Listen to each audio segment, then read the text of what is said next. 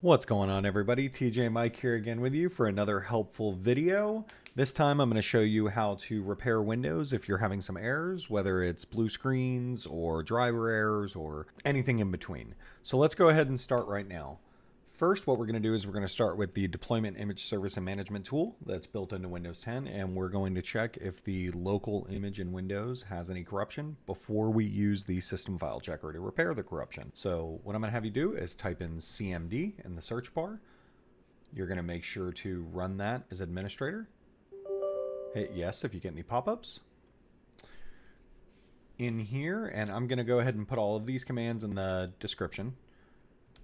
So first thing we're going to do is we're going to do the CheckHealth and hit enter. This is going to check the health of the local Windows image and see if there's any corruption in it. The next thing we're going to do is we are going to scan the health of the image. And you want to do all three of these in order. Sometimes this can take a second. All right, now that that's done, now we didn't find any corruption, but if you did, go ahead and hit the use the restore health command, and that will try to repair the locally available image.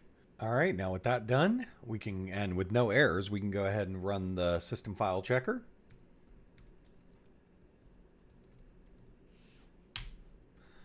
This will also take a few minutes to verify if there are any errors. It will go through and try to repair them.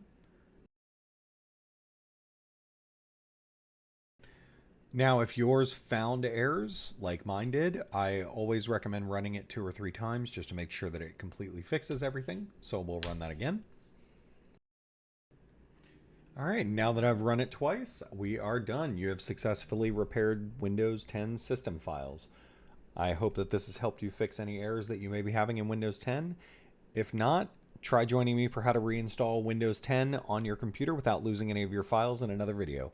Thank you. Don't forget to hit the like button and please subscribe.